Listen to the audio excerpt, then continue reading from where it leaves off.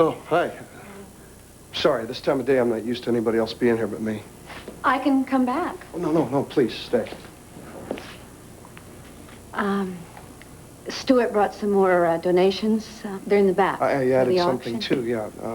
A sketch of the firehouse, the charcoal sketch. Thank you. I came by last night to see Laura. I thought I heard a knock on the door. I didn't mean to keep her up late on school night, but I probably should have called. No, it wasn't any problem. She told me everything. All set up. Everything was in place except my heart, of course. But I'm not going to roll back the clock. Was Laura very disappointed? Yeah, so was somebody else. What do you mean you were set up by Laura and Janet? Janet said she had no idea that Laura had planned it, and I had no reason to doubt her. So I just figured we'd shrug it off, shake hands, walk away. It didn't work out that way? Unfortunately not. I talked to Laura, and I told her that she might be disappointed, and, you know, she didn't want to hear that. Sure, why settle for real life when you have fantasy land? Maybe I shouldn't have gotten involved. No, you did what any good foster mother would do. As far as Laura is concerned, Janet is her mother. You know, this whole thing is my fault for being a hypocrite. That's the problem. Pierce, don't say that. No, I told Janet to stop trying to hold on to the past, and I'm doing the very same thing all the while for way too long. A very clean break with her. You were fair and you were honest. I didn't love her back, Brooke. But I was going through the motions, pretending that we could live under the same roof. Don't be so hard on yourself. I just wanted things to be simple. I didn't want any responsibilities. Then all of a sudden, this little teenager, sick friend ends up being lost in my neck of the woods. And you didn't turn them away. You took them in.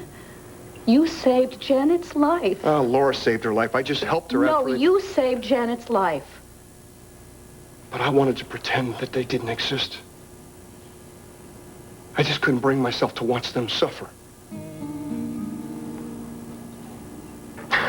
You know what's funny? I scared the hell out of Laura. She thought I was some kind of con man that was going to have her head on a stick or something.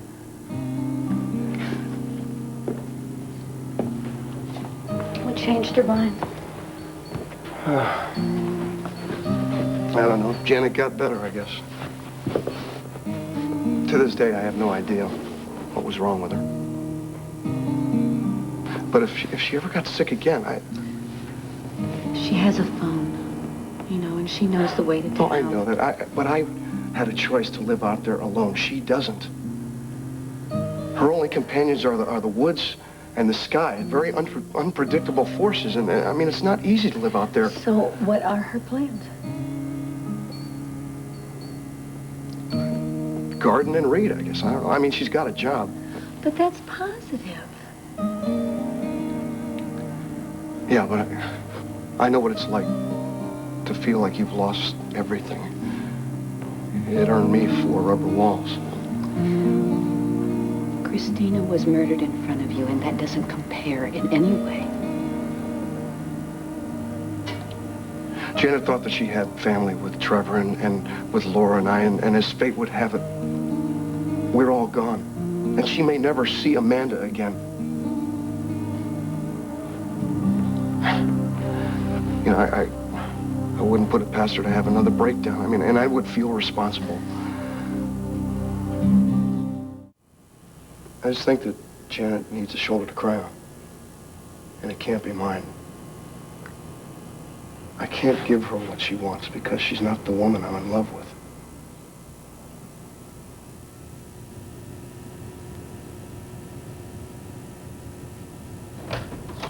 Hello? Oh, Al. Pierce, darling. Marion. Hi, Miss Colby. Do you have your eye on a painting? No, I have my eye on the painter. Pine Valley's most eligible bachelor shouldn't be living in a place of business. He should have a new studio with lots of light, and I have found the perfect place. So come along with me, I have darling. to respectfully decline, Miss Colby. Well, when are our schedules going to get in sync? This was all your idea, Miss Colby. I'm actually quite content here. Well, granted, this is a step up from your treehouse in the woods, but you really should be living in the real world, darling. I'm gonna go load the van. Please excuse me. I'll wait, because that studio and you are a perfect match, and my instincts are never wrong. Oh, Brooke, why don't you tell that bohemian that artists don't have to live in dusty garrets anymore? Well, if he could, he would. Oh, maybe I should send my assistant over to dingy up the studio. Pierce isn't moving. Well, it's rare to find you in a moment of downtime. Actually, I'm cataloging some donations for the auction. Brooke English house, magazine, maven, and mother. How do you do it all, darling? Well, I don't do it alone. I have a wonderful editor at the magazine, and Jamie has a wonderful father. So, is everything amicable between you and Tad? Yes. You know, children from disastrous marriages suffer so much. It's a constant reminder of the unhappy marriage. I think they are if the parents are very selfish. Oh, of course, darling. I don't have any regrets, Marion. Really? Tad left you badly scarred, didn't he? Scars fade. Of course, in Adam's case, it was clear why he roamed. He wanted an heir. But in Tad's case, when he cheated on you, it was just pure carnal greed, wasn't it? You know, Marion, Pierce doesn't want your counsel, and neither do I. When it comes to sex, Tad is just a plate-spinning vaudevillian. Marion, I think you better hit the road. I'd keep my eye on Jamie if I were you. You may have another cad on your hands. Who the hell asked you?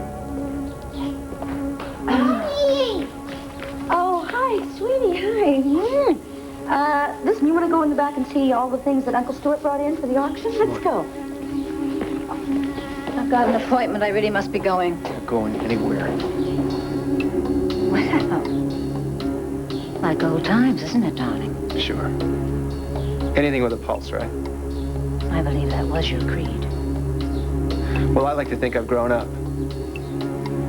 But unfortunately, you're still as pathetic as ever.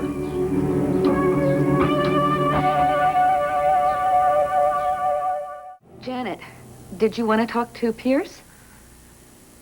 If he's too busy to come to the phone, I don't want to bother him. Janet, wait. No, just don't even tell him I called. I'd like to talk to you about Laura. It'll only take a minute. Shoot. Laura and I don't seem to be speaking the same language. Well, she'll come around. Just let her know that you trust her. Give her space. Well, she's already broken the few rules that I've set. I mean, playing Cupid put her out past her curfew last night. She made a mistake. I know she meant well. I had no idea, or I would have stopped her. I'm sure. I just want to apologize on Laura's behalf. I'm sure that the situation is embarrassing, I know. How? Did Pierce say something? No. No, it's just that I was in the same situation once with my ex-husband. Well, it wasn't embarrassing. We were charmed. I just want Laura to feel like my house is as much a home to her as the cabin is. It'll happen. Time heals. You have a wonderful rapport with her, Janet. I envy you. Well, thank you. That's thoughtful. Did you want to talk to Pierce? No, I just wanted to know if he'd spoken to Laura, that's all. Actually, he stopped by my house last night, and they did talk. But Laura got to school okay and everything. Oh, yeah, she was out by 8 o'clock. That's good. Well, I'm glad I had a chance to speak to you. Yeah, me too. Bye, Janet. Janet, I envy you. Really, Brooke. I'd love to put you out of your misery. If you don't mind, I think I'll go walk it off. Okay. Well, Jamie has a play date. Oh, I was meaning to ask you, do the items that I donated for the auction, do they meet with your approval? He loved the sketch, didn't you? Yeah. Jamie wants to be a fireman. Yep. Is that so? Well, that sketch is yours, young man. Yes. Well, I guess I'll just have to outbid the competition. Listen, Janet called, and she was worried about Laura. I meant to call her. Maybe Laura and I will go out to the cabin later. Yeah.